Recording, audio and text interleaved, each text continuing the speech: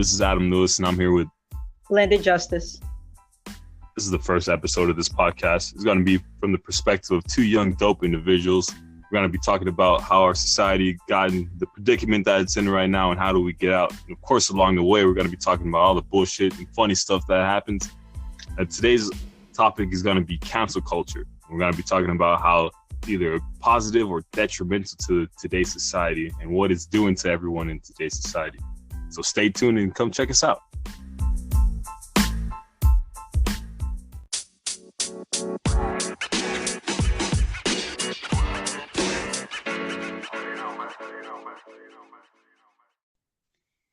Just to start off, I think the whole situation with cancel culture has kind of gone out of hand when it started. But I do know that since it started, people are canceling each other, and several of those, especially in the Black community, over simple mistakes, So we were talking about the whole Kevin Hart situation. And a joke that he said literally 10 years ago, right? Since then, Kevin Hart has been completely, what's the word I'm looking for? He's been a clean-cut dude. His comedy isn't as edgy as it was in the past. It wasn't necessarily that edgy, but it's definitely more clean-cut now. And he's done this and designed this whole image about himself, just to put himself in the position that he is in right now, only to have the opportunity of hosting the Oscars taken away from him over a joke that he did 10 years ago, right? Something that... All right. Yeah, sorry about that. Nah, it's straight. Some technical difficulty issues. It happens. All right. Well, I was saying though, do you actually know what joke it was? I don't know what joke he So said. yeah. I know what joke it was. The joke was that he did it years ago. He was talking about how him and his friend's son were playing, and his son's friend was just kind of humping him in the back, right? Just something that a child would do. Wasn't really that big of a deal though. And how he kind of kicked the little boy's son to the side. He was he don't want his son to be around that, and also, I think people were really upset about was the fact that he said that if he found his son playing with dolls, he would break the dollhouse over his head or something like that. Oh, okay. Yeah. So I think those were the two jokes that they were really upset at. Yep. Yeah, I think we're good. I was gonna say that is pretty funny though. Until you get to the child part, but it's still pretty funny. I don't necessarily agree with what how he feels about that, but that's it's prevalent in Black comedy a lot. So I don't see why people would look at that, especially at that time when he was so young, and think he actually thinks that way. It's a joke. Right. I had the same sentiment, and I think that's the thing. It's just people didn't allow him to grow from that situation. They just decided that this is how Kevin Hart feels, and this is how he's gonna feel forever, and this is why he shouldn't host something. But I don't know. I think the bigger problem I really have with it is just what does that mean? So anytime someone makes mistakes or they tweet something or they post something that may be inappropriate or many people don't like, no matter how many years ago it was, is it going to be held against them like they just did it yesterday or they did it about 2 minutes ago? And I think that's the problem with cancel culture overall. We're looking at incidents and we're not really evaluating it. We are going with the outrage machine. We're deciding to let other people's opinions influence our decisions instead of looking at a situation as an isolated event and keep it going from there. But now it's just his whole his whole Oscars moment should have been shut down just because of that one joke. And again, I don't agree with it.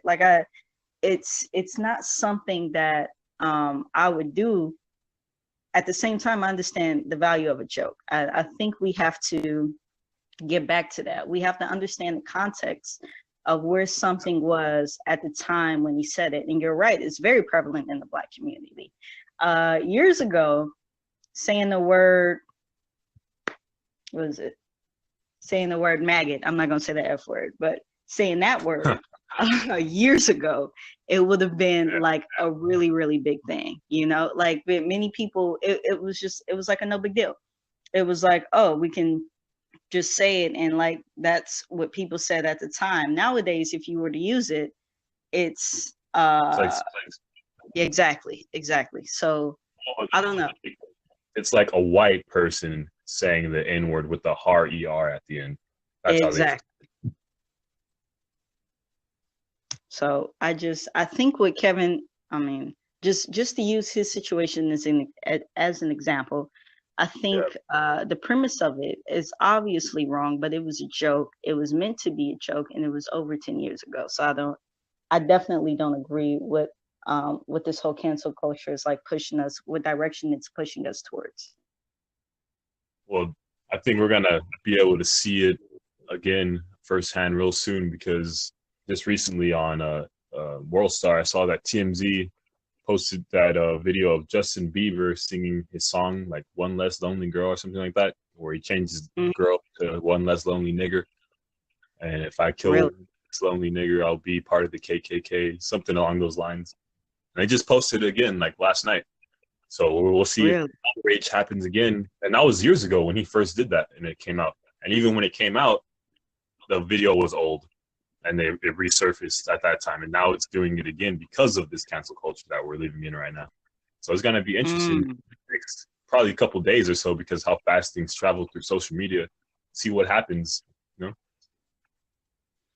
That's interesting. I have a couple of thoughts on that in particular, just because I remember years ago there was this video that came out on TMZ where he said a joke, and he was like, "Why do Black people not like chainsaws?" And basically the end of the joke was because it says "Run, nigger, nigger, nigger."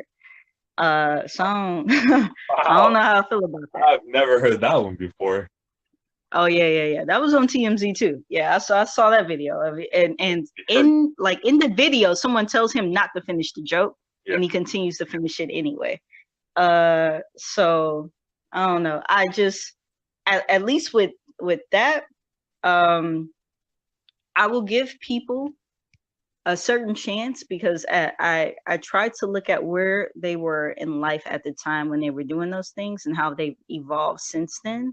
But I'm a little wary about people using the word nigger. Like that's a word, no matter when it was said to use to hurt and demean Black people. Yeah. And you know that. So why would you even say it? But that, I don't know. That one's just me though.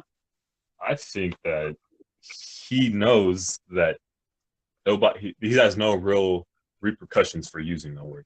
Nothing's really gonna happen to him in his environment.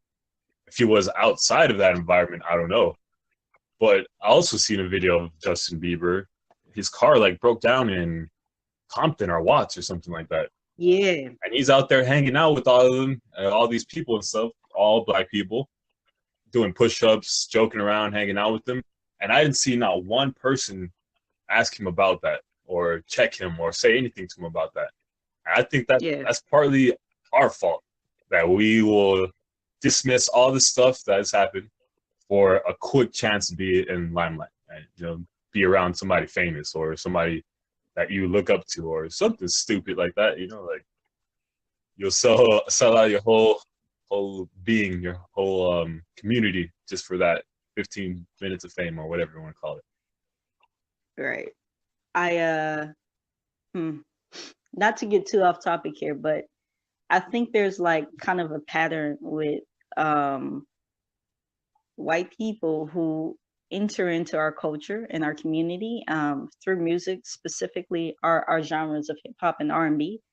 And they take that and they take it to get momentum. And as soon as their momentum is where they feel like they want it to be, they go ahead and they switch over to the pop side and completely disregard everything that they've done before or talk about how it was so terrible. Yeah, like case in point, somebody like Miley I was Cyrus. just gonna say that she did that. Cool. You know?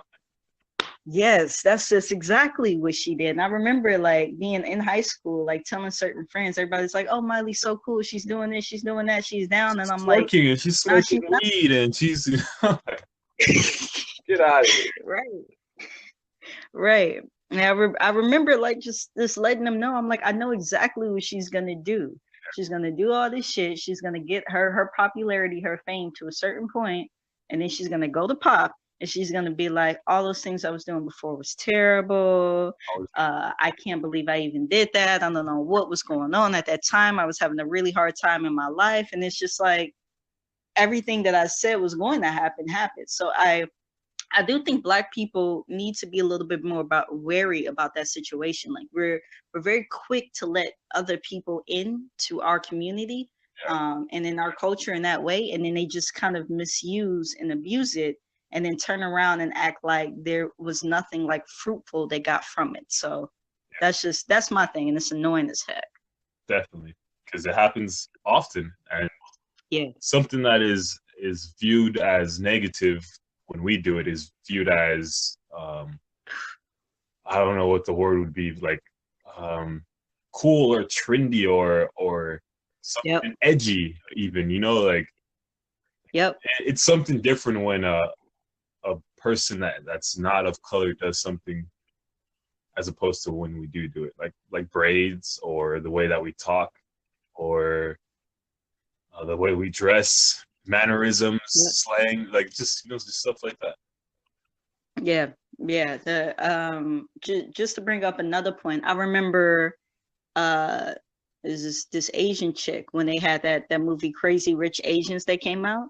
There's an interview which she did where she showed off her quote unquote black scent, and everybody was like, "Oh, that's so good, that's funny, whatever." Or what? But many Black men and Black girls talk like that every day, and they're considered ignorant or aggressive or whatever those words that people use to find fault in the Black community. What? For what scent? Her black scent is what they called it. But with black in front of it. Yep. Wow, that's interesting. I did not know that. Yeah. And it's little shit like that kind of pisses me off, because again, it just goes back to people taking from our culture and really not really giving credit to the things that we do and that we make popular, and then try to remarket it and say it's theirs without giving any credit to us. Or when we do it, it's ghetto. You know, that's just something I can't agree with. That happens way too often. Yeah. See, those kind of people we should cancel. Exactly. And I think that's the issue with this whole situation that's going on right now. So just to transition, I wanted to know your thoughts about the whole Gucci situation, and not necessarily just Gucci, but those kinds of high-end fashion brands or just high-end brands in general, that, in my own opinion, again, use Black culture or Black people kind of make popular, really kind of influence wanting people to use those products, and then they turn around and do something to disrespect us. For example, years ago, I remember many people, like in the early 2000s, all the songs were talking about Cristal the champagne. Yeah. And then the guy came out, that guy had come out and he had said, like, I don't want any niggers drinking my champagne, and all of a sudden we were off it. And all that stuff. Yeah. So I really just want to hear what you think about it in that sense. Well, I think high-end brands and all that stuff is bullshit, for one. There you go. You know, it's all the same stuff for the most part. It's just the quality, I'd say. But I think it was Tommy Hilfiger who also said something similar to that. Michael Kors, Gucci. I never heard Louis Vuitton say anything like that, but I'm sure they feel the same sentiments. All these high-end, we as a people, unfortunately, want to be accepted into white society or the dominating society, whatever you want to call it. And so we think we have to be a part of that stuff and buy those things to be like them or to feel accepted. And then every time we do it and we accumulate all those things, we could be wearing each one of those things that I just mentioned and have the most expensive thing from each one. But those same people will still show you that you're not a part of our society and you're still a nigga. At the end of the day, they're still gonna let you know that you could wrap shit in like a present paper, whatever it's called, and it's still gonna be shit. Like they see you that same way, like the same way that they look at everybody else. Like look at the homeless black dude that's on the corner. They look at you the same way, no matter how much money you have, because you're still a part of that culture. And I think that's one of our issues in the Black community. We care too much about what the quote unquote dominant society thinks. When I think that everything that we do as far as our culture really kind of pushes that dominant society, right? If only we knew. Yeah, and that's the problem. We do that. Yeah. We push the agenda for everyone. Everybody follows our lead. Exactly. Like I forgot who it was. I think his name it was Jeff Brown that said it. He's a comedian, and he was talking about how when a famous Crip or something gets famous, rapping or something like that, Levi's will put out the jeans with the blue rag hanging out the left side. And if it's like YG's popular, they'll make some Levi's with the red rag. Like they profit off of us, and it's what we're doing that they have meetings about so they can sell to us, but we just don't. Exactly. Like they have meetings about us. So I forgot. I don't want to misquote it, but we spend the most money in this country as a whole. We do. Shit. It's all on bullshit. Disposable, non-wealth accumulating bullshit. Yep. That is absolutely right. Yeah, I really don't understand Black people's obsession with trying to be accepted, and I think that's what it really is. Now that I think about it, it's Black people's obsession with trying to be accepted into dominant culture, and their willingness to do anything to get to that acceptance. So thinking that if we buy the Louis and we buy the Gucci's and we are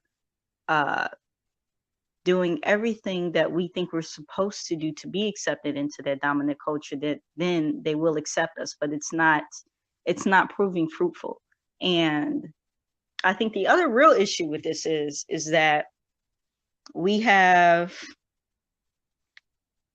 our own things that we create, right?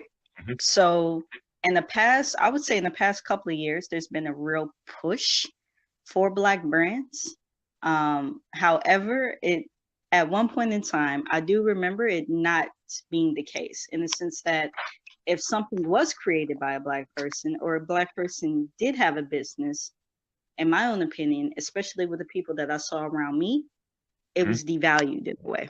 It wasn't as good. Like the corner store, let's say if a Black man owned a corner store across the street, it wouldn't be as good as the corner store that the Asian man owned. Same shit. It could be literally the same shit, but it's not valued that way.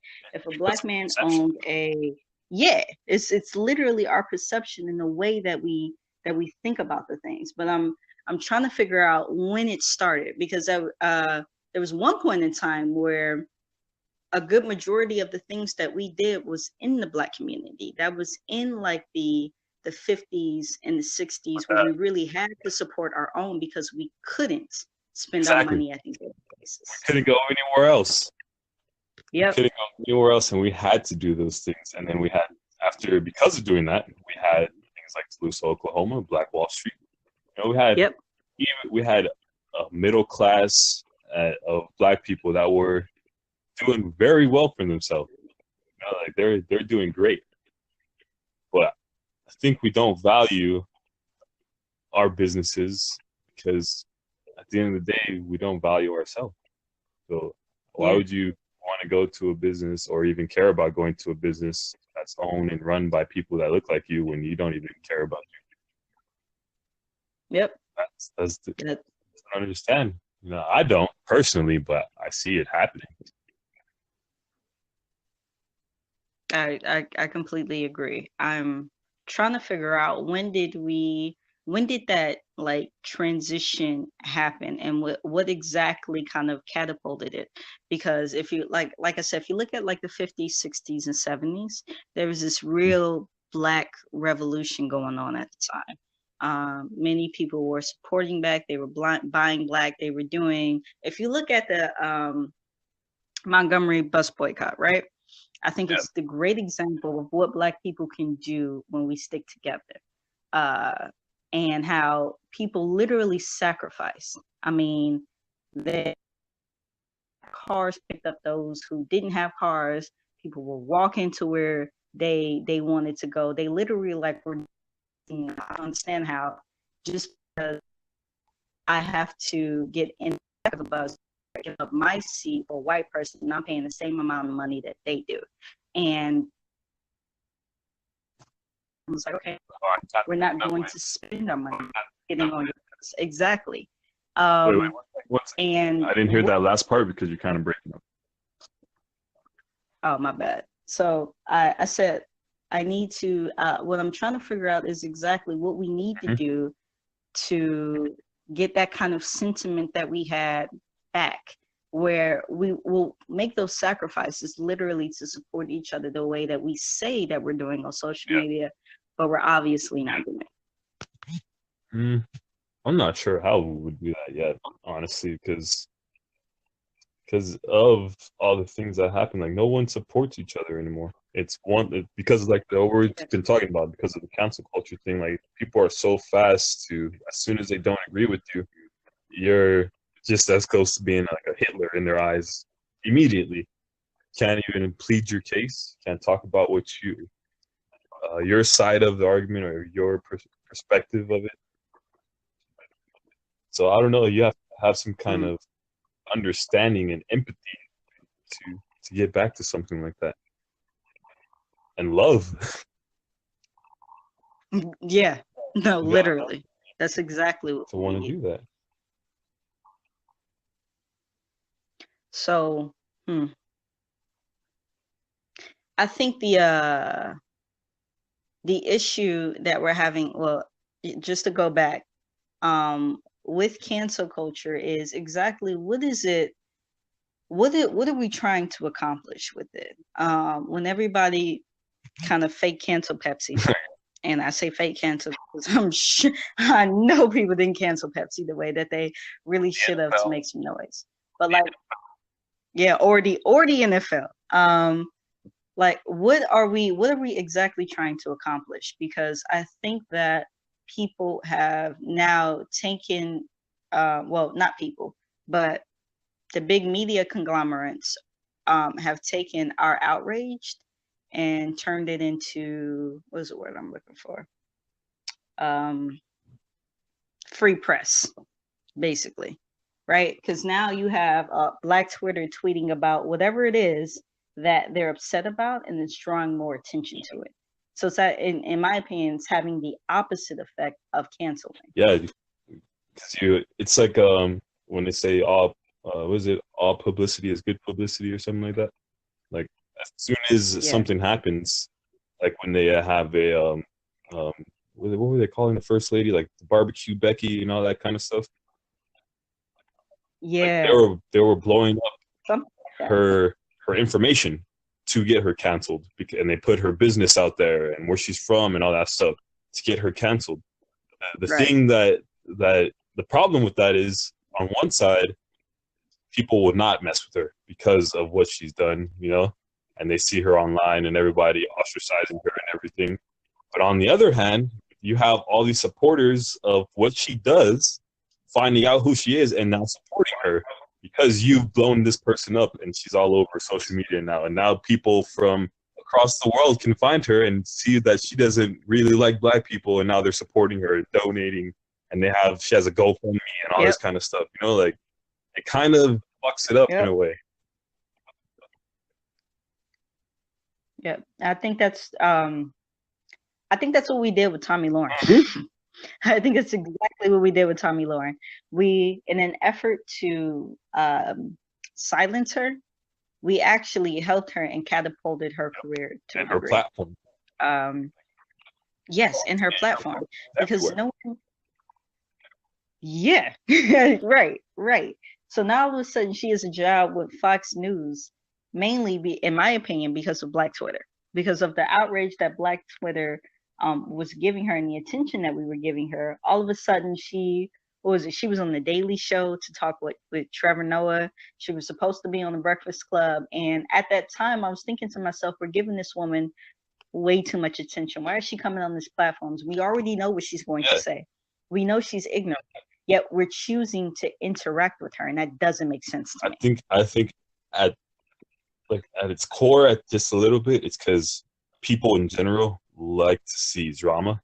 So we want to put her in those positions. That's true. To see her fumble, her statements and all that kind of stuff. Right. But at the same time, you're also giving her a platform to speak and spew her bullshit. So I don't know. It's like it's catch-22, picking the lesser of two evils. It is, and I don't. With her specific situation, I don't know what the lesser of two evils. I think we should have immediately, as a collective, just silenced her in general, right? So instead of sharing her stuff and being outraged and talking back to her, but again, because there was absolutely no point in us really having any kind of dialogue, any kind of conversation, because her thing is sensationalism. What we should have done was completely just silence her. And I'm trying, at the very least, with I'm wondering why we are so quick to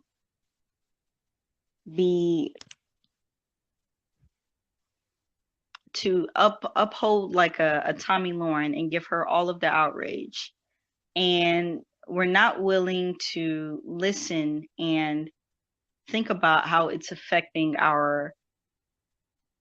the people that we really want to uphold and lift in the Black community. So for example, I've seen several people who I believe are really for the Black community be quote unquote canceled because of something that they may have said or they may have done that people don't agree with.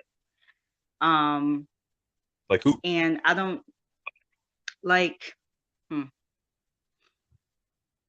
Now I can't think of anybody. Or okay, let's do this. There are two people who I know right now are going back and forth on social media who I agree with at times, and at times I don't. But I still think that they're both very much for the Black community. So I don't know if you know who Tariq Nasheed is. Of course. But Tariq Nasheed and Amanda Seales are two people who I think are for the Black community. Okay. I'm not. But they're doing. She's a comedian, right? Yeah, she's a comedian. Okay. She's a comedian. She's had like a couple of shows that she's done throughout her life. I know I've seen her on television. Yeah, I've seen her a few times before she really got popular, but I'm not exactly sure of her history. What I'm trying to say about those two in particular, though,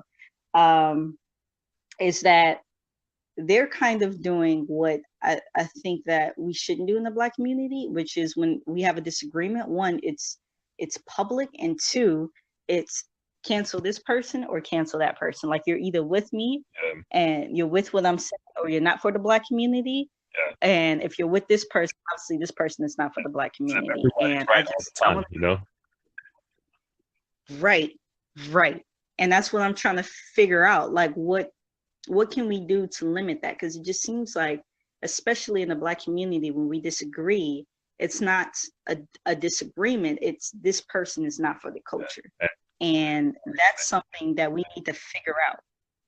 It turns into an argument instead of a dialogue of figuring out why you disagree with the point that I made and why I disagree with yours. That would be healthier, and it shouldn't be as public as it is. But like Like I said, we like to see drama. Like, and those people, not only that, they make money from putting their business out there like that, and people watching it. So in a way, like, so when people do those kind of things, I don't know if they always disagree as much as they're trying to bring attention to their platform, whether it's negative or positive.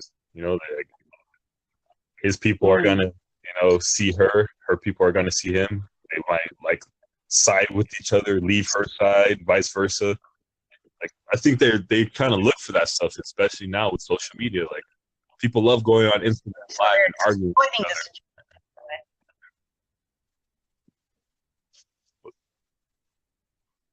So they're exploiting the situation in a way. Yeah, I think so. Because Nasheed, he's dope. Hidden Colors, his YouTube channel, he goes on the podcast that I watched a lot, 5150 show and Zoe What show. But he does make money from doing all those things, and from getting people to go on his social media and go on his YouTube channel and watch him and likes and all that kind of stuff. So it's still a media platform. If nobody goes, he doesn't make money. He can't do those things. So he has to bring attention to it somehow. Same thing with her. She's a comedian. She sells shows, all those kind of stuff. She has to bring attention to her platform. So they just do a little dialogue behind closed doors where they can actually get to the root of their problem and figure it out. That's too easy, and that doesn't make them any money. So putting it out there, they get attention. That's a good point. That's something I didn't really think about, because they're two very strong individuals who, again, I believe are very for the Black community, even though they disagree about things. And so I hadn't thought about it in that way, but you could be absolutely right about that. But okay, so here's the thing, though. The problem is, and I'll use Tariq Nasheed again, and then there's another dude. I forgot exactly what his name is, but I saw him on the Breakfast Club a lot. Was it Dr. Umar Johnson? Yep, I know exactly. Both of them. Both of them tend to go at it a lot, and again, I may not agree with everything they say, but I agree with aspects of the things that they say. And they do the same thing with each other. It's like, this man is not for the Black community for these reasons, and if you mess with him, then you are not for the Black community. So I'm trying to, I think that narrative, when it comes to us especially, needs to cease and desist. We need to learn, like we tell everybody else, that Black people are not a monolith, and we are not going to agree on everything. We really need to practice what we preach in that way in order for us to move forward as a community, because or we need to learn how to sacrifice certain ideals for a common goal, whatever those ideals may be. We need to learn how to sacrifice maybe some of it for like the common good, and especially, to me, with us arguing and fighting with each other over social media, especially in the face of the enemy, and that could be anyone, like if you're arguing with somebody, like say your brother or something, as an example, if he's in an altercation and you don't agree with what he just did, and you don't stand with your brother in that moment, that person is going to look at both of you like you guys aren't even solid together, and your brother's going to look at you a certain way. Later, when you guys are in private, you can talk to him and discipline him about what he did wrong, how it could be different. And if he agrees or disagrees, that's between you guys, but it's behind closed doors, and your counterpart doesn't see that. Like you're showing your weaknesses. Yep. That's exactly what it is. I feel like we're doing. And that's, I think that's one of the issues that we're having right now, is that we're so busy. We're saying we're trying to go after what we believe is hurting the Black community, yet we are internally so dysfunctional at times that we're kind of getting a little bit off course. And I think that's one of our problems. That's one of the issues, and one of the reasons why I really hate cancel culture, because when someone, I don't know when's the expiration date for somebody to prove that they're a changed person. Just to go back to the Kevin Hart situation, what he said was about 10 years ago. Yeah. 10 years, in between those 10 years, you can't find anything that he said remotely homophobic about the gay community at all in 10 years. So if you look at a tweet that he tweeted in 10 years ago, and you want to be upset and you want to cause outrage over that, it's a little disheartening to me, because what it says is that no one can grow, no one can change, no one can learn from a situation, that they always basically have to stay the same no matter what. And that's it, again, it's just disheartening. Yeah, I agree with you. It depends though. Only thing that I would say is if that person like hasn't shown and proved that they've changed, then I can understand finding something like they've had a clean record for 20 years straight, but 10 years before that they were doing some real grimy shit, just haven't got caught, you know? That's okay. You know, that's different. But like you said, Kevin Hart hasn't done anything, hasn't made any jokes, and he's had several stand-up specials since then, several movies. Yeah. He's huge on social media. He hasn't made any comments, said anything like that. And if it has come to him like that, it wasn't nothing negative. So there's nothing that anyone should have said about that. You know, it should have been a quick, he said that, and they're like, yeah, 1,000 years ago, guys. And then boom, end the conversation. But different kind of things like the blackface governors and all that stuff that was happening oh my God. Like that's a little different, you know, as far as cancel culture. That's where it could be good or it could be bad. Yeah, so that's okay. So let's just let's talk about that. So that's crazy to me. Again, and here's why I don't agree with the governor still being in the position that he's in, because blackface, using the word nigger, or doing blackface or anything of that nature, yeah, we know it's wrong. We know it's wrong. It's been wrong since the inception of it. Yeah. And Black people have continuously spoke out since the inception of it. Yet when someone does it, I don't care if he did it in 1984 or not, I don't know, they kind of want us to sweep it under the rug or not feel a certain way about it or not feel that he should step down.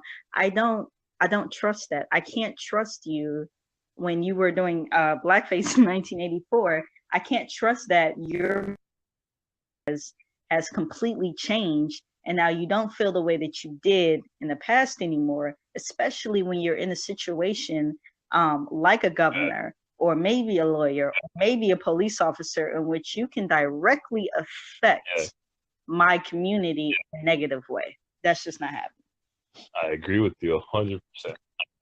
I don't know how they're still in office, why they're still in office. They should immediately been kicked out.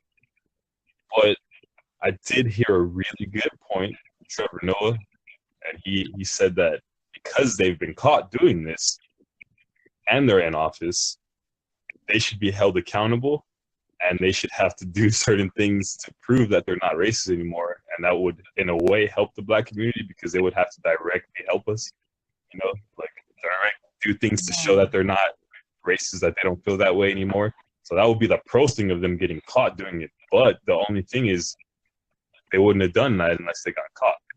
So people should not be in office. Those kinds of people should not be in office. Not at all. Not at all. And I think that's where the whole cancel culture thing can really help. Because he should have been out of there a long time ago.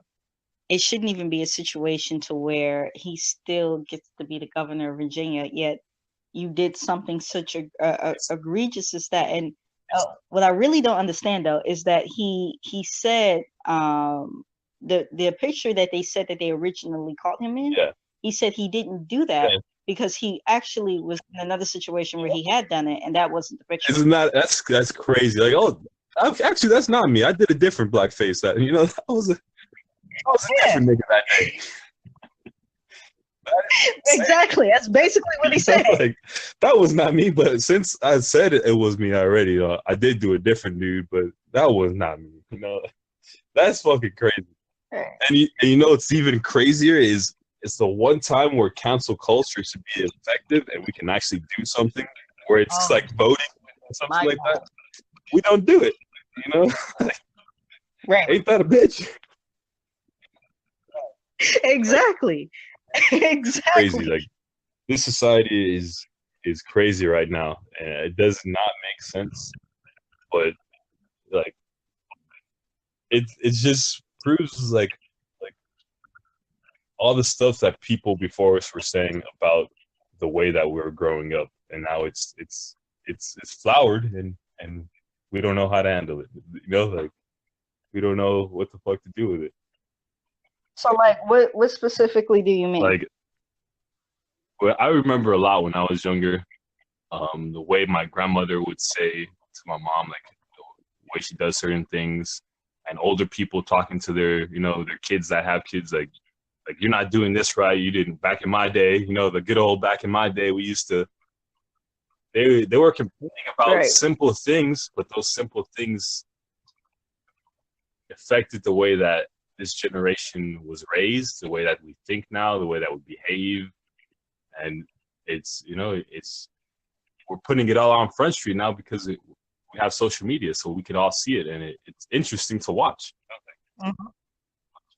I'm sure if older people were better with technology, they'd be on social media roasting all of this generation. Like, y'all are crazy. We would they would be killing us. No, yeah, they would definitely be killing us. And I think so to me, social media is like one of the biggest social experiments that we're not necessarily really paying attention to. There's no blueprint to social media. We didn't necessarily have a blueprint because this is the first time anything like this has happened. We are able to connect it with each other in a matter of seconds. Literally in a matter of seconds, I can say something to someone who lives in Italy or Japan or wherever they're at. And depending on what you said, you could go viral and everyone would know what the fuck you just said.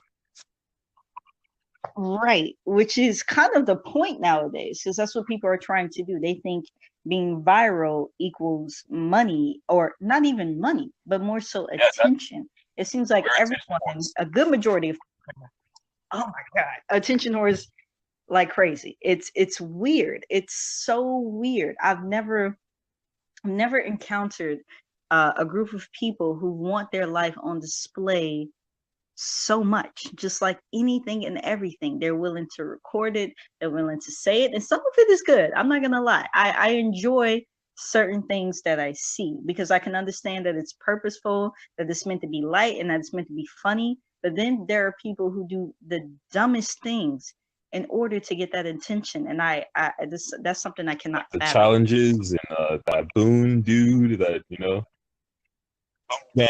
Yep. Stuff, oh my. Can we talk about him for a sure second? We can. Let's talk about that. Yeah, like let's talk about him for a second, because him and people like him, and I'll bring Tekashi 6ix9ine to this situation. All right. I was very irritated by people like him, and what I didn't understand was why he had a following, because a good majority of us, at the very least, not only realized what he was doing was stupid, but would ultimately lead to his demise, which it has. The same thing with Tekashi 6ix9ine. We all agreed that what he was doing was stupid. Some of it was funny, but we all thought it was stupid. Yet he had an entire following of people who were like in a way kind of like cult-like-ish around those two. And no matter what they did, they continue to follow him. They continue to laugh. And I think we have to, it's kind of like I don't think they realized that they were the jester. People weren't laughing with them. They were laughing at them. That they were so addicted to that attention that they didn't care. They wanted people to laugh. They wanted eyes on them. And I'm trying to figure out what the hell is wrong with this generation, in the sense that we would allow for something like that to happen. We would allow Boom Gang to do something like that, because if I'm Boom Gang's mama, I'm taking your phone away. Yo, I'm taking your phone away. You're not gonna have that kind of access. You need some help, because why do you feel like that kind of access validates you? Like that makes absolutely no sense. And now you have younger people. You have like 6-year-olds, 7-year-olds, 8-year-olds who can work phones better than many people can nowadays, who are looking at that and seeing, oh, this is how he gets attention. Oh, I can do the same thing, or I'm going to do the same thing. I got challenges and I didn't understand that, but I think it stems from the way that we grew up and the things that we were allowed to see and watch. Boone Gang is a cheap ass jackass. He's imitating Jackass. That's all he's doing. Like, he was doing, the only difference was he had to take it to another level because he was imitating them and make it more interesting. So he started doing illegal things and risky things to people who weren't a part of what he was doing. Like that. 100% right. You know, like, he had to step his game up a little bit. And same thing with Tekashi 6ix9ine. No one took him seriously when he was Daniel Hernandez. So he had to put 6ix9ines all over his body and dye his hair rainbow and kick it with some Bloods and you know, get in with them. And people don't take them seriously, so they need attention, you know, and they want it. When people give them a little bit, they take off with it and they run. And as long as somehow they get a response, especially on social media, they never even have to interact with the people who are fueling them, but through their phone, they feel like some kind of euphoric feeling when they see a like or whatever, a follow. But it's like a drug for them, I think. Yeah, definitely an addiction. Yep. Definitely an addiction. I was just thinking, I'm sorry, I literally have to think about it. I think that dumbass shot himself in his penis one time. Like, I remember hearing about that. Yep, I seen that. And he was and instead of going to the hospital, he knew that he would get what we love to call, or what is called, clout. You know, he would get lots of clout by recording it instead of going to the fucking emergency room. So he recorded himself, you know, driving and going there, but instead of being more concerned about his health, he was more concerned about his ratings on social media. That's an issue. That's absolutely an issue. Think about all the times that you've seen people on live doing things detrimental to their health, getting killed while they're on live on any social media platform, getting, you know, not paying attention to their surroundings, getting shot, you know, hit by cars, walking into trains, all kinds of stupid stuff, robbed, you know, like, it doesn't make sense. I'm curious as to when that started. Like, when did we sensationalize that kind of attention? Because I feel like at the very least 20 years ago, it wouldn't have been acceptable. It would not have been acceptable to, if we really sat down and thought about it, to let's say somebody got like into a really terrible car crash. Yeah. And the first thing that people do is like take out their phones. They're immediately recording. They're immediately taking pictures. They're immediately uploading. And at one point, it was just for like the information for you to know. But then it became like, oh, look at this crazy thing that happened. Look at what I saw today. Let's see how many likes and retweets and things that I would get, causing more people to act stupid and do and have these detrimental behaviors that then the next generation is looking at and thinking to themselves, oh, okay, this is how I'm going to get ahead in life, or this is how I'm going to get money, or this is how I should get attention. Like, when did we start rewarding bad behavior, in a sense? Because that's basically what we did with Tekashi 6ix9ine and Boom Gang. We started rewarding bad behavior. And what is that chick's name? The one chick who went on Dr. Phil, and now she's like a rapper. Danielle Bergova. Yeah, the white person, whatever her name is, that white Bad person. Baby or something like that, with H's. Yeah. But I think she was nominated for some kind of award or something for music, and I don't know. That was the because I got to, like that was one that well you too as well because we got to see it from start to where it is now. That shit is still blowing my mind. Yep. How she to this day. What the fuck? She's famous? Like this person. When you see the first initial video, like this person is famous. Yeah. And then not only that, but to go way back to when we first started, the way she talks, the way she acts is negatively looked at if she was black, and if that was a black mom and daughter, they would not be famous. They wouldn't be on Dr. Phil. They would be on fucking Maury. What? Thank you. Like, thank you. That would not have happened like that. But because she looks like she does, she got bursted or boosted into this hyper fame and Instagram and social media following, and like that shit is fucking insane. I do not understand what the hell is going on at all with that situation. It does not make sense to me at all. I think the part that kills me the most is that she's being allowed to make money in our culture. Yeah. She's doing hip hop. Yeah. People are writing songs for her, and she's performing because they know that they do that same song that they wrote themselves. Nobody's gonna really pay attention to them like that because they look just like everybody else. Because she looks like she does, and she's gonna get the attention for it. It's crazy. Like that whole situation. Like, here, take this thing that I created out of nothing. My intellectual properties, and just take this and do it. Hell, my aesthetic. Like, all of that, like, it doesn't make sense to me. No, and then we have a part to play in that because we're rewarded.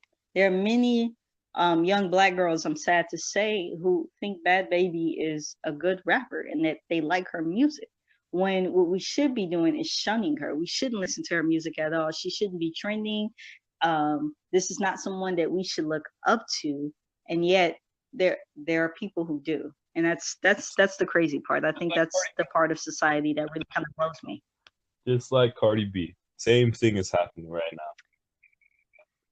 Yeah, black women look up to her, and they love her, love quoting her on social media, and the relationship goals and all this kind of shit. That woman said that black women are cockroaches. She said it. Yeah. She said that. She doesn't even identify as a black woman.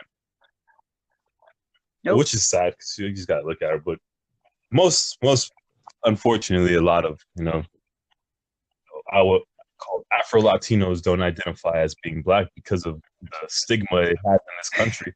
But look in the mirror, that's all they got to do. But I got a quick story about that. There was this I don't know if you've ever met him, but let's just say there's this dude in high school. If you saw him, he spoke Spanish and everything, but if you saw him, it was clear as day that he's black. Right? I remember me and the homie at the time, we were having a conversation. Yeah, we were having a conversation with him. And I don't know what we said, but we said something about us black people. And I pointed to all three of us, and he looked at us dead in the face and was like, "But I'm not black, I'm Dominican." That's like me saying to someone, "I'm not black, I'm American." Yeah. Like exactly. Nationality and ethnicity are two different things, my brother. Exactly. But you couldn't tell him that, and that's unfortunate that we think of ourselves, or not only do we think of ourselves, but we allow other people to think of ourselves so lowly that when anybody can at any point in time disassociate with blackness, they do, and they will at all times. Well, it depends. Like, that's a hard one for me, especially because I like to check out a lot of different stuff, and so I don't understand where he was coming from because that doesn't make sense.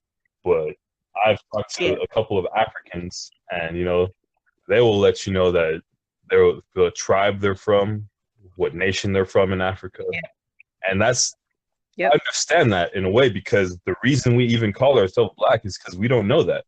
We don't know what that ethnicity that we really come from, what tribe we were from, or we're lost peoples over here. So that's why we use that umbrella term. Yes, we are. Even though that umbrella term, especially in law and maritime law and all kinds of different things, is very negative. It's very negative to call yourself that. You're still 1/3 of like a human being, like of a white man or something like that. Like to call yourself that is very negative, because we are people and we come from somewhere. And Black is not a nationality or ethnicity. It's not. It's a color. It's from a crayon box. Just like white is not a ethnicity. They're not white. They're from different parts of Europe that just live in America now, and they don't even know their own heritage sometimes. So they call themselves white. That's absolutely true. That's a hard one. Two things to that. But most people don't know that. So when they do say things like "I'm not Black," I know what they mean, and then I look at them a certain way, because most people don't know that, So if you say I'm not Black, I know where you're coming from that, and it's coming from a place of self-hate a little bit, Yeah, and that's I think that's the issue. Just to go back real quick to what you were saying about Africans who come over here, and they'll tell you like what tribe they like rep, like if they're Igbo or another tribe. I think that really I'm envious of it in a way, just because they have that and they can connect with each other, and when they see each other out, they can speak this same language, and they have familiarity to the point to where it's like, I don't know. In a way, I'm kind of left out, and like I completely agree with you. Like in a way, you're longing for that. Like I want that, like what is that feeling? Like even the very thing. Like I read this thing one time, and it said like the way that you think, like you can't really reach maximum brain capacity unless you can think in your native tongue, not talk, but think in your native tongue. I've never thought about that until I started seeing that kind of stuff, and I was like, damn, I can't do that. I think in English, I speak English, and that's not my native tongue. Wow. It's interesting. That's powerful. Yeah, no, that's powerful. I've never thought about it that way. And just to think, like, that was literally like it was beaten out of us. It was literally beaten out of us. Like, that's crazy. Your name is Toby. Yep. No, it's Kunta. Yeah. Nah, your name is Toby. He was like, nah, it's Kunta. It's crazy though, because it's like, what Kunta Kinte did was very revolutionary in this way. And I'm not saying other people haven't done it. We just haven't. We may not know those stories, but he made a decision when he came over here that he was going to preserve as much of his culture as possible by passing on the stories that he had gotten from his father and his tribe, and making sure that those same stories were told over and over and over again to the new generation. That was fucking phenomenal. Like the fact that he had the forethought to think about that, because I remember when I was first watching Roots, and he was saying that he thought to himself that we're like chickens with our head cuts off, right? There were people there who didn't really have any roots. Their roots were America, but it didn't fit. So I don't know. He was looking at them in their face, and he knew what tribe they came from, but they didn't know, and they didn't speak the language. That one part fucked me up, Yeah, that fucked me up too. And it really fucked me up. Just like when years later, when he tried to escape, and he found the woman that was on the slave ship with him, or got sold with him. He's trying to speak to her in their mother tongue, and she's forgotten it. Like she doesn't even know one word, and she called shit. Like that shit killed me. That shit killed me. She didn't even recognize it as her own tongue anymore, her own language. It wasn't like hers anymore. It was just, it was something that was kind of foreign. And that was crazy to me. And that wasn't far removed from when they got there as compared to where we are now. Yeah. So if it happened that fast, with that indoctrination into that system, think of what has happened to us since then. Like people, I've seen people laugh at Africans when they speak in their native tongue, and I would I check them or even the food that they eat or certain things or the way that they eat, and I would check them real quick and be like, you don't even know what you're talking about, you know, or how rich that their culture is. Like, you're missing something. You're the one that's missing something. It's like when people travel and they frown upon the things that the people do in different parts of the world, and they're like, you're blind, you know, you just live in this small bubble.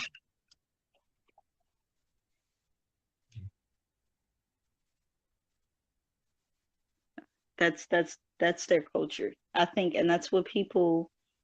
I think that's definitely what we're missing, especially here and being in America. But to go back to your point, I remember when at one point in time, like being now knowing where you're from is kind of like a new wave, because it wasn't like that before, especially with the help of, what was that movie called? I'm about to call it Wakanda Forever, but that's not the name. Black Panther. Black Panther. With Black Panther. Yeah. With that one, with the help of Black Panther, it's really kind of given at least African American people here a sense of longing and really trying to figure out their identity and where they belong as far as in Africa. Whereas that wasn't the case years ago. Like, I remember many people to this day, actually, they still do it. They come up to me and they think I'm from some African country, right? In the past, that was a bad thing. In the past, it was like, oh, she from Africa, you know, and you know how people are when they say stuff like that. One, they call you an African booty scratcher. At least that's what they used to do. And then also they start just making clicking noises and stuff with their tongues, not even know what they're doing it, but as a way to disrespect you and disrespect that culture. And that's now, a beautiful culture as well. And you know, like, speaking like that is like, other people are envious if you can do that, because it's so hard to do. Yeah. And if it's not an easy thing. Yeah, I don't want to disrespect too, but if I'm not mistaken, the language is called Mosa, like something like that. Because, you know, I like Trevor Noah, and he speaks that language, so I'll be watching his and be like, damn, that's fucking dope. He can speak it. But I'm sorry, keep going. Yeah. No. You good. I think Trevor Noah is dope too, and I think people like Trevor Noah are a great bridge, because this is someone who has, which I haven't really seen so much of, but this is someone who has a great sense of African culture, still while being successful in America, and he doesn't downplay that. Exactly. Like, if you know anything about Trevor Noah, you know that he's from South Africa. If you know anything about Trevor Noah, you know that his mother is African, and there were certain things that they did, and there's certain things that they still do, and he's not afraid to bring that out. He's unapologetically African. You know? Like the Pan-African movement. Yes. He's Pan-African without even knowing he's Pan-African.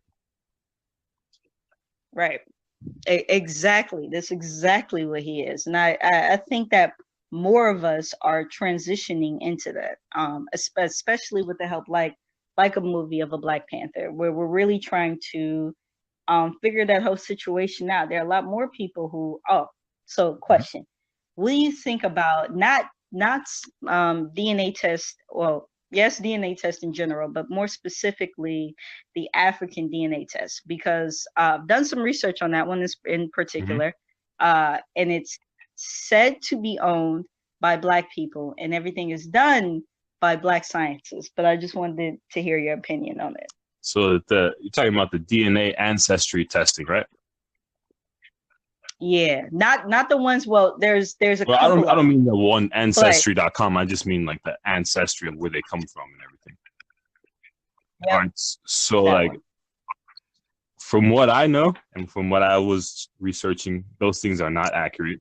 They just give people a sense of self and some comfort, you know, because they're looking for something. That's a business at the end of the day, and they're gonna give you what you're looking for. But they're not accurate because people are so mixed up already. If you know anything about history, you know, like especially Africans traveled throughout all different parts of the world. Most people traveled. They didn't stay where they're at. They explored, and when they explored and they see people like we do, we get it cracking. So everybody's mixed up. The majority of what you are will show in your DNA, and it will in your features and how you look. Like, I don't think you need that to figure that out. All right. So specifically with the African ancestry DNA test, which from my knowledge and what I've researched about it, claims that they do try to locate what tribes you could have been part of specifically, or a specific region of where you could possibly be from. And they have like a little bit more, what's the word I'm looking for? They have they're not just like giving you a general sense in, okay, you could potentially be from Nigeria, but they're able to go a little bit deeper and tell you about the tribes and the things of that nature. So what do you think about that specifically? That could be based off of your DNA and also just your last name.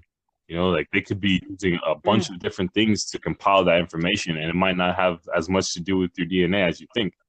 Like I think it could be a gimmick. Not only that, but most of those things or most of those companies and stuff like that, like you're freely giving away your DNA to somebody that you don't know, and they keep it. I'm so skeptical about that. Just overall, you know, like I don't think that people should be doing that right now because it's not proven. You know, the science is getting there, but it's not there. Okay, that's a really good point, and I think that's something that I don't think people are thinking about too much. Is that they are willingly giving away their DNA to different like sources, and not necessarily knowing what that DNA could be used. And what is it like? What is it doing? Like that really concerns me, especially being Black and what they've done with us in the past as far as our medical history. Yeah, nah. I'm good. That's people right now, especially with like the vaccines and all that kind of stuff, and like a lot of people, they write it off as I am a conspiracy theorist. I'll be like, okay, if that's what you think, but Tuskegee actually happened. You know, like I'm crazy, but Tuskegee actually happened, and you can tell me whatever you want to tell me, but it actually happened. You know that MK Ultra was real. You know, MK Ultra was real. All these things are real, and you can tell me whatever you want, but it's proven. Like you just got to look it up. And usually, the people that call me are those kind of things are the people that aren't into the stuff that I'm into or don't really research. They don't really have a knowledge of self because they would know things like that. How do you not know? How are you Black and don't know about Tuskegee? I don't understand that. Yeah, that doesn't make any sense to me. It doesn't make any sense to me. And it's one of the reasons why Black people have such a negative. They have like such a fear of the doctor's office. You know, like. Yeah, like we all do. It's crazy because it's like there are certain things that we've passed on we don't even really think about much, right? So, for example, go for it. Like going to the doctor, right? You have to really fight Black people to go to the doctor, like you do, especially if something's like really wrong. They don't want to go. They're like, all right, it's cool. Let me sleep it off. Let me do this. Let me do that. But they will not go to the doctor. And those things have been, it's like that because of the experimentation that's been done on Black people that we know about that was probably said and then in a way forgotten, yet that fear is still there. I forgot who it was. He was like one of the founding fathers, or he was like around that era though, and I think it was maybe even Thomas Jefferson, but he put that black people don't need anesthetics because our pain threshold is higher, and that we don't need as much sleep because we don't, like, we're, like, they've been doing fucked up shit to us for a long time, so it's not far fetched to think it would happen again. Right. That's exactly what it is, and I think that's like one of my issues with us just being so freely about like our blood and our DNA, and even so much so it was I didn't want to mark that I would be a donor on my driver's license just because of the history of that situation and black people seemingly disappearing and appearing dead with their organs missing. Like that's the Willed Body Project. Say that one more time. Willed Body Project. Oh no, you gotta tell me that one. I found that one out. Brother Dick Gregory, rest in peace. He was talking about that. He was on one of the Hidden Colors, if I'm not mistaken. But he was talking about people who have things like that on their driver's license. That you have, on your driver's license, donor, and someone who is super wealthy needs an organ. Why the hell are they going to wait on the waiting list when I could get this organ from a donor? You get randomly hit by a car or something crazy happens to you, you die. Thanks for the donation. They take your stuff. They take all your organs. But the Willed Body Project was this doctor or the director of medical studies, something like that at UCLA. It was around the time when, and I think it was like the 80s, 90s, when there was lots of drive-by shootings and all that stuff in LA. This doctor at UCLA was getting the cadavers of the drive-by shootings and taking the organs and selling them on the black market. And he was arrested. UCLA. It's crazy, but it's not. Yeah. Like, it makes perfect sense. But it like precise shootings where they're not hitting any vital organs, but you still die. That sounds like a trained professional. Like, people I know are in the streets. I'm not gonna name anyone, but if you have illegal guns, you can't just go to the shooting range. You can't just practice like that. You're not a marksman. No. So shooting somebody, headshots are rare. Like, that's very rare. But without hitting any vital organs, especially just being like a random person on the street, that don't make no sense to me. But to say things like we're saying right now, to talk like that, we're labeled as conspiracy theorists or out crazy or thinking outlandishly. They wouldn't do something like that. Then, like I said, yeah, Tuskegee happened. It actually happened. I think I'm curious as to why is it when it's not so much that I'm curious, it's that why is it people are afraid to think about these things or talk about the things that have actually happened to us?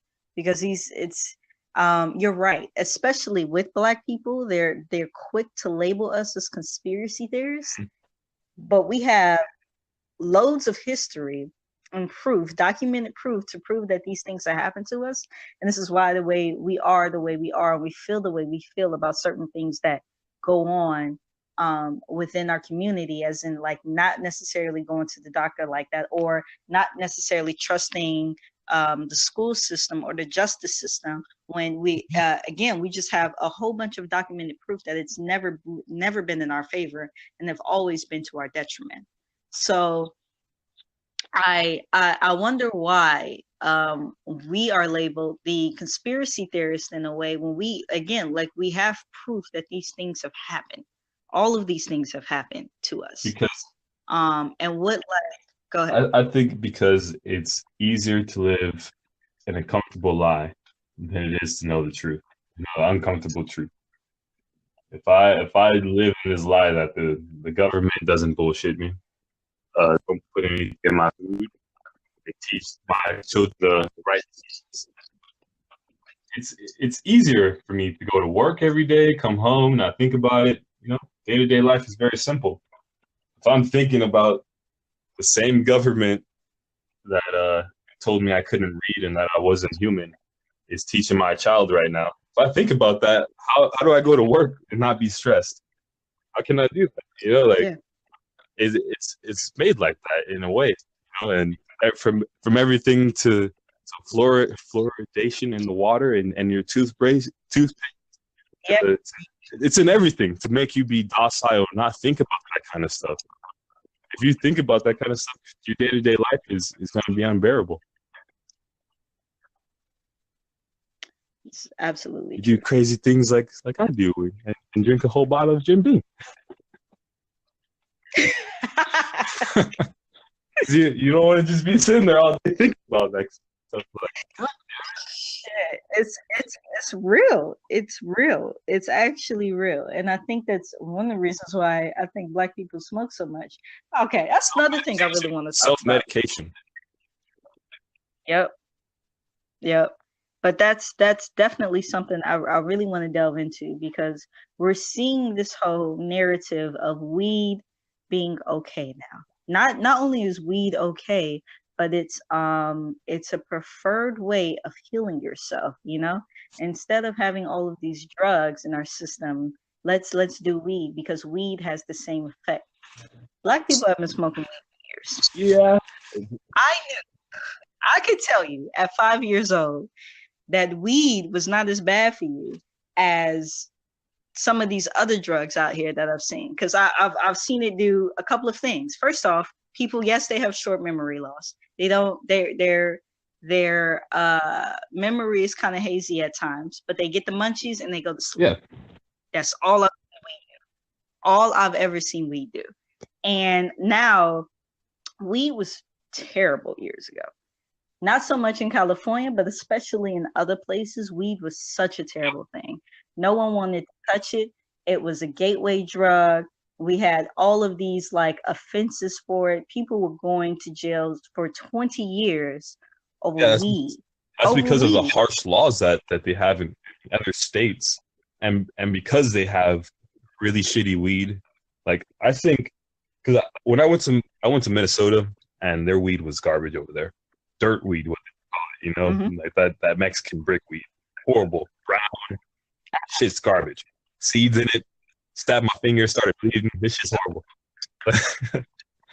Really bad shit. Terrible. If you have that kind of product, just like with any black market and any THC is the drug in weed, but I don't like calling weed a drug. But at the end of the day, in general, people call it a drug. If you have any kind of product and it's on the black market, you need it to sell because you can't do anything else with it besides sell it. If you have some shit weed and you need it to sell, you're going to do something to it, sprinkle some angel dust on it, do this or whatever to it, and make it better. So that's where I think that gateway thing came from, is people smoking laced marijuana. That happens very often in other states. Very often. That's a good point. But now we've had this like turnaround though, where weed is so acceptable to the point where maybe not this administration, but there have been talks about future administrations possibly making weed legal, like in all 50 states, and it is legal, like here in DC. Making it legal federally, or at least decriminalizing it. Decriminalizing it, for the most part. But I think that push has a lot to do with jail overcrowding, because they can't pay for their prison industrial complex that they've set up. They put too many people in there, and it's causing taxpayers too much money. So weed is the most commonly used recreational drug. People go to jail for it all the time, especially in those small towns that, in states and all those kind of stuff. That costs us a lot of money. So if they get rid of that, they're going to have a lot more money to do what? Don't know. But they're going to have a lot more money to do something. Maybe militarize the police force like they're doing anymore. Who knows? That's scary. So then, like, what do you do with people who've been sentenced 5, 10, 15 plus years in prison for the same things, the same kind of things that people are now making money off of? Like, for example, there are many weed shops I know in California. They're definitely here in DC. White people, on almost every corner. White people are making millions off of weed. The same shit we used to get locked up for, by the way. Just putting that out there. And it just seems like again, what do you do with the people who have already been sentenced for the same things that is now being the sentiment is now, it's not as much as a criminal offense as it was in the past. Are you asking me what do you do, or are you asking what are they doing? Like, what are they doing? Like, what should we do? Because I honestly believe that we should let them out. Let them out, and charges against them is not even a charge. It shouldn't even be. It should be dropped and expunged immediately. Exactly. Immediately. You know, and they should be compensated for time. There you go. They should definitely be compensated for the time, because my uncle served almost 10 years in prison. No, I'm not at all. Not for weed though. He did something else. But stories but he knew a lot of people that were in there for weed and all kinds of stuff. But the stories that he told me, the conditions that people in prison, not jail, because jail's fucked up even worse sometimes, more than prison. Yeah. But the conditions that you're exposed to, that you have to live in, and what it does to the human psyche, solitary confinement, all that kind of stuff, you should be compensated for that. If you're in jail wrongly, if you're wrongly convicted of any kind of crime or anything like that, you should be compensated very handsomely, because in this world, that is the one thing nobody can ever give you back is time. Nobody can ever give you your time back, so they should be compensated for that. But right now, those people that are in jail, especially in those smaller states that don't have legal weed and they got felonies now, they can't even get a license to grow and get in the business that they were already in, because they have felonies. They can't vote on anything to change anything because they got felonies. They're fucked up because of that system. Like, it just destroys their life for no reason. And now what destroyed their life is building lives for white families and non-people of color families. And they're making millions. And it's insane, and it's super fucked up.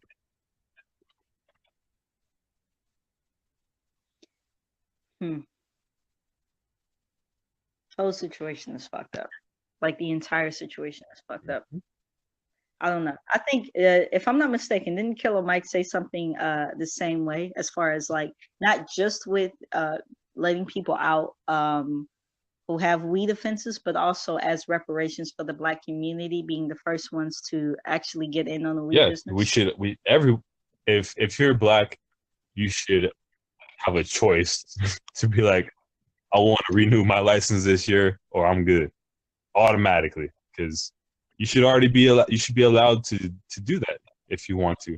Not only that, but if I'm not mistaken, and the bullshit history lessons that I had when I was in school are accurate, somebody owes me and my family 40 acres and a mule. So I need the property and the license to legally grow this. And while you're at it, give me some fucking seeds too. But I don't want them from you, because you're probably getting them from Monsanto. So I don't want that bullshit. I'll get my own. I need my property, and I need my license, so I don't have no problems with the law enforcement. That should be off top. There you go. So there are two things that you kind of brought up that, maybe that I don't want us to delve too deep into right now, but I damn sure think we should do something, talk about Monsanto at some point, because Monsanto has been killing kids for years, and it's in the war, just people, period.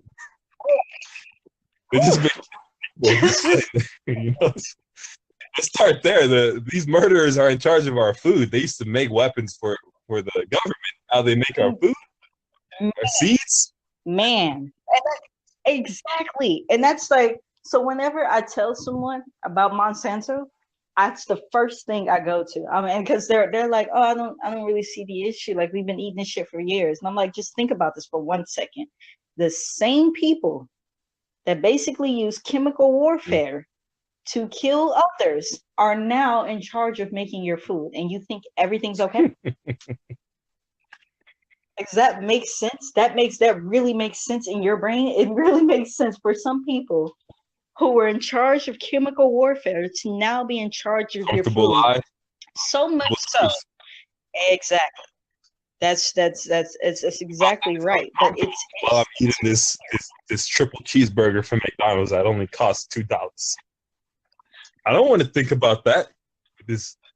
What this cow was eating that was grown by Monsanto, or the on this burger that was from Monsanto, or the bun that is from Monsanto. This whole burger is from Monsanto. Think about it. It's too to think about. I've literally heard someone say, "Can we watch something else?" Because I was watching a documentary about something. Can we watch something else? I don't want to think right now. That was a sentence that came out of that person's mouth, and I looked at them totally different after that. You don't want to think right now. What does that mean? How do you not think? You have to think about it. How do you live life? What does that mean? Like how do you go throughout life without thinking? So that person was basically saying to me was that they didn't necessarily want thoughts that were not good or was not essential. That's not the word I'm looking for, but complacent or made their life in a way a little bit easier or more content. Because that doesn't make any sense. What I was showing them was making them question their life choices, the things around them, what they've been taught, what they've been told, all those things. Like, it's very interesting to watch someone who's not, who's of this world, totally ingrained into it, watch something that will shake their truth and then be so just off put by it and no, that's not real. I don't want to even see this. I'm not a part of this. Like the disconnect is interesting to look at. That's absolutely true. Now you're right, because I did have someone who told me, I think I told you this, that they were allergic to organic food, and yeah, I don't know what to say to that. That just let me know they were ignorant on so many levels. On You're so allergic to organic peanuts? Is that, or is it peanut allergy? Is that like, what does that mean? Organic products in general? Or like the biggest one I've heard is organic products aren't even that good for you. Well, that one is a half truth, because to a degree. Huh?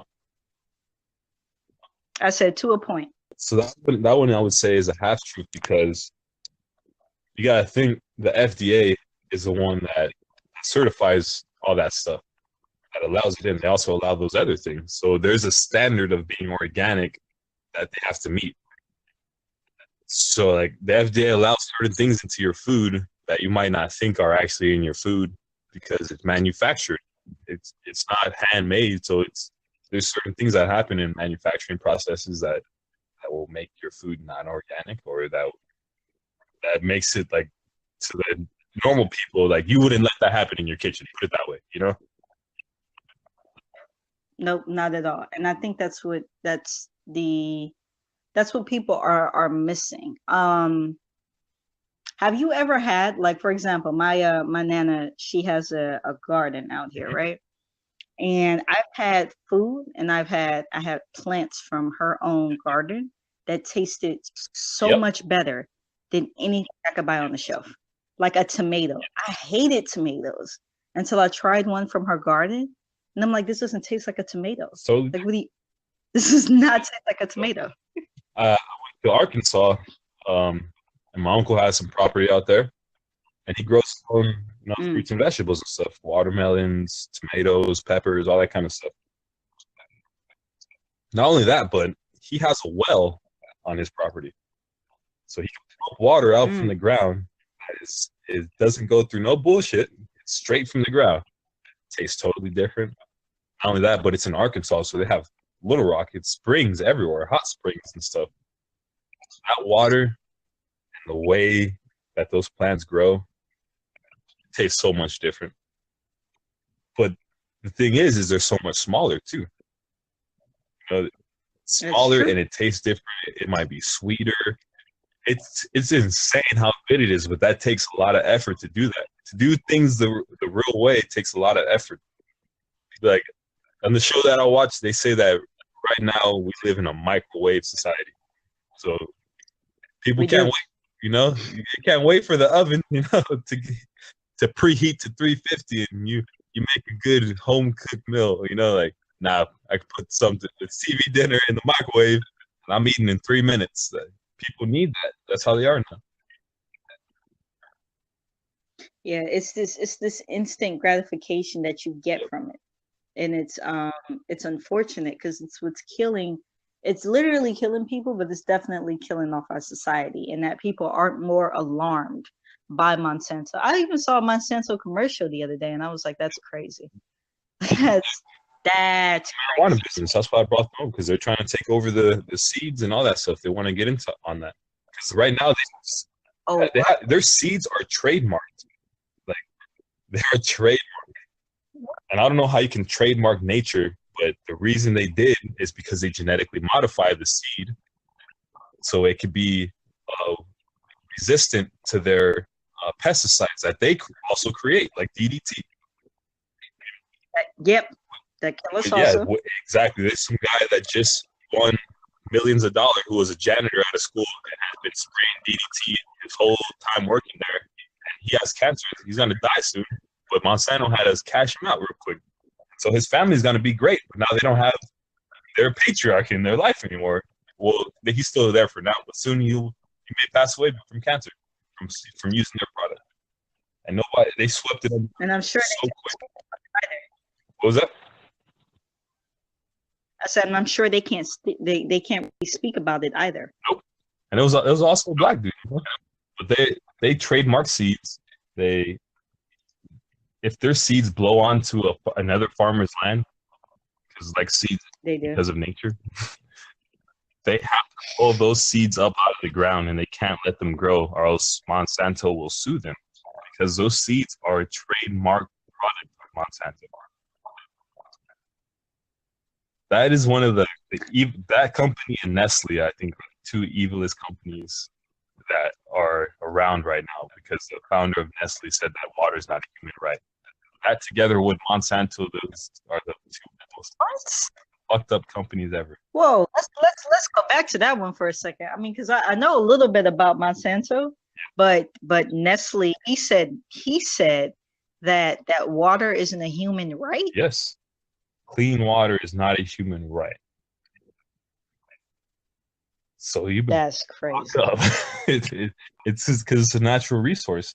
I guess in his eyes, it's like gold is not a natural human right. Everybody doesn't deserve gold. You have to go looking for it. You have to get it. And in a way, I see where he's going, because we're so especially in this country, we're so privileged. Like if I walk to the sink right now, I'm expecting the water to come on. Right, and if it's not, I can call somebody about that. And if I turn on the cold, if I turn on the hot, that shit better come out hot. And I'm expecting that, as opposed to other people that go out every day to collect water for their whole family. Like we look at water differently in the Western world than other people do. So I can understand where he's coming from, but I know what evil intentions that he may have because of that. Like, how can you say something like that? Everybody deserves water to breathe and to have shelter and to eat. That's simple. I didn't even know he said that. Yeah. Wow. That's I was telling someone else the other day, like it's insane that in today's world, in this society, the most basic things that we need that are given to us for free by nature we have to pay the most for. Shelter, food. Yeah. All those things come from nature for free. But somehow we found a way to put a price on it. All right. To monetize it to where the point that you can't even pay for it anymore. And it used to be, at the very least, with minimum wage. Minimum wage was created so that at the minimum, someone could own a house, have a roof over their head, feed themselves and their family, and have a car in their garage. And now minimum wage has gone to, we're going to pay you as little as we can possibly get away with. It doesn't make sense that somebody should be able to make $7.25 an hour and be okay with that. Yep. That's the minimum wage here in Virginia. It's $7.25. State to state, which is also fucked up. Crazy. And it's I don't know. Again, I think people go along with it so much so that we don't stop to think about how crazy this is, or how much power that we actually do have in the situation. Because if you hear people speak, especially when they talk about people with money, they always say the 1%, but I never hear someone say the 99%, right? And I think that's done on purpose. It's done for us to glorify the elitist status instead of us thinking for ourselves and thinking about, okay, there's 99% of us who don't have the kind of money that they have. But that means 99% of us, which means the majority of us, can affect a change in a way that we know that they wouldn't like. So what if everybody stopped shopping at Walmart? Or what if everybody was like, okay, we think rent prices are out of control. Yeah. All of us are not paying our rent. Or not go to work. Yeah. Or not. Like the little that they're paying you, how much they're making. Usually, it never correlates, because the whole reason they're paying you that amount is to make their profit that much better. So if you don't even show up to work, you think the owner of that business wants to come in and do what you do? Of course not. That's why he's where he's at. Don't come to work, like things are going to have to change, because that business doesn't make money if you don't come. People don't understand that. Yep. Just like our society doesn't understand that. Like, we could have shut down the NFL if nobody played. Yeah. Those white boys might have showed up, but now you got like 5 people to a team, and that's not exciting. NBA, the same thing. Like, you're going to watch a whole game with no dunks? Exactly. If we knew the power that we have as that 99%, we would change everything almost overnight too. It would only take a day to shut everything down. Oh, it wouldn't take much long at all. If everybody literally stopped working right now, like literally left their job and stayed home and didn't pay rent and didn't do anything. Even for an hour. Oh, the world would literally stand still. Like, for an hour, if nobody did anything, they just said, fuck that. They just put everything down and they just stopped for 1 hour. That would get people's attention. It would. That would get people's attention. For 1 hour, every McDonald's shut down. Everybody's like, what the fuck is going on? from China to here. Everybody's like, what the fuck? What is this? Speaking about in this Instagram live, talking about I can't get my triple cheeseburger or whatever the fuck it is that they're ordering. You don't even have to worry about time zones or none of that. We could do it instantly and all be in sync, and that would be so crazy. Like, it would be crazy. It would be great if we could actually do it. And it just takes it back to the point that I was making earlier. About the Montgomery bus boycott, in the way that they literally sacrificed and made those sacrifices, and understood that by making those sacrifices that a change would come from it and people would listen. They did that shit for a year. Like, I don't know how much money that the buses were losing, especially at that time where people didn't have access to cars like that. Man, I could only imagine the money that they were losing. For us to do something similar now, even for an hour, that would be crazy. To do stuff like that, it builds up some kind of like camaraderie between you guys. Like, for this This year I've been riding in the car with these people. You know, like I didn't even know you in the beginning of the year, but we all came together. And now you build an actual community around that. You know, like struggle breeds some of the best and greatest friendships you could ever imagine. You know, that's why people veterans are like that. You know, like they don't give a fuck what they're talking about. I was in war with that motherfucker. I don't care what he did. You know, like struggle breeds like the best kind of relationships ever. Like, if you know what the person next to you is gonna do when you're at their worst, then being at your best is gonna be a breeze. You're absolutely right about that. I just wish that we would make more of an effort to do so, because when I talk to people, I realize that for the most part, not everybody, but for the most part, we're all on the same page in how we feel about our society right now and what the things that we would change, except no one is willing to make that sacrifice. Like no one is willing to actually do the things that needs to be done in order to make those things happen. They would much rather kind of undercut you in a way. There will always be like a few of those people who, where I'd say you have 10 people and 9 people decide to stand together. There's one person who will undercut and be like, oh, okay, or you're willing to give me all of this if I am able to get everybody back, well, let me break off. And that's kind of how it happens. I wish we were more together in the sense that we literally like just stopped. Like we stopped exactly what we were doing right now in order to make some kind of change, make some kind of difference. Because especially with what we have in Congress and things like that, it doesn't make sense to me that you get paid that much money to sit back and argue and go back and forth and things of that nature. That's all they're doing to me. That's all they do to me. They get paid and argue. Shut down the government. Have hardworking people who are just trying to be out there making a living, having to show up to work and not get paid. That's crazy. Contractual. That's crazy. That exactly knowledge. You know, when you're forced to work without pay, that's slavery. I thought so. Yeah, the last time. That's mistaken, you know.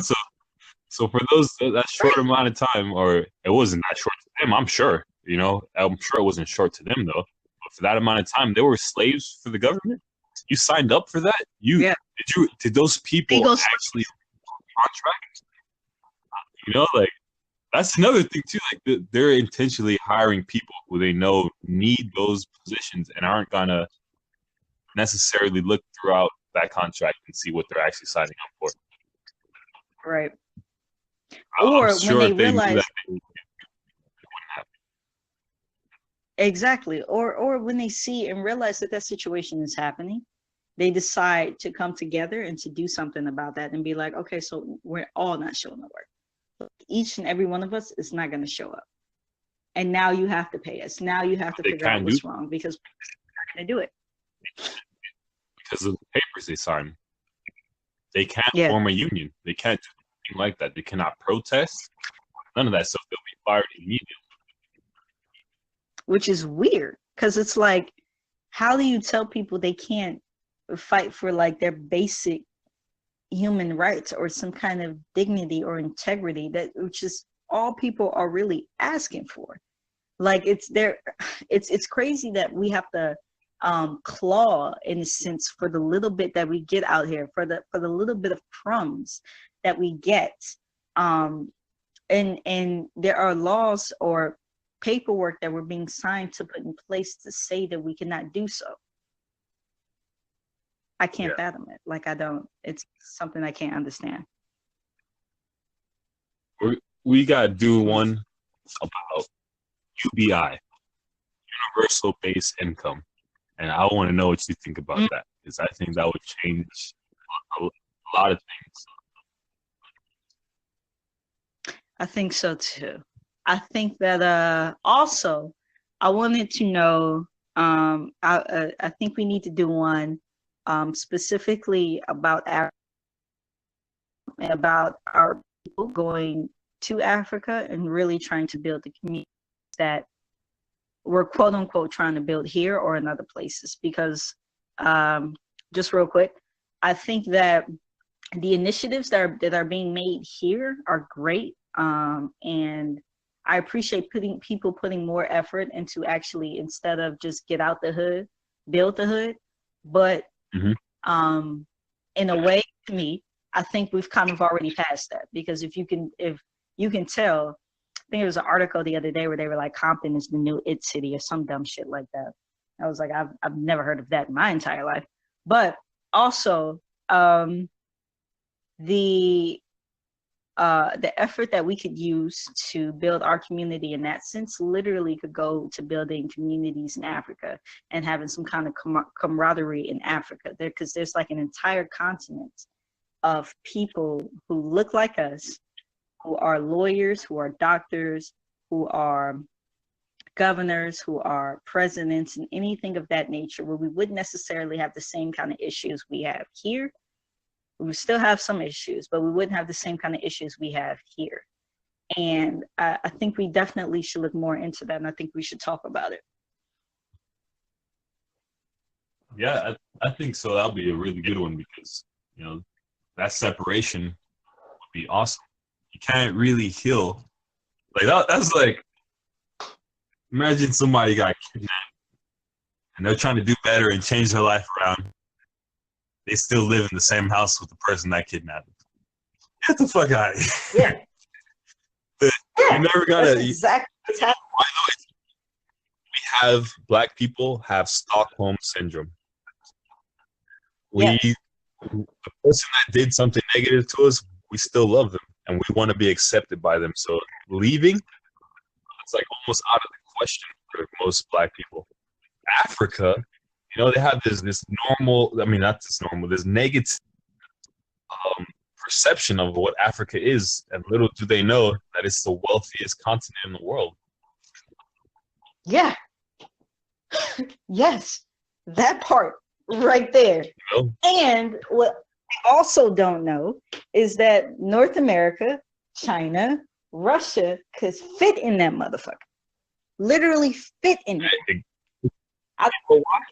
It's because of Western education and how we are. The podcast you just heard was made using Anchor. Ever thought about making your own podcast? Anchor makes it really easy for anyone to get started. It's a one-stop shop for recording, hosting, and distributing podcasts. Best of all, it's 100% free. Sign up now at anchor.fm/new. That's anchor.fm/new to get started.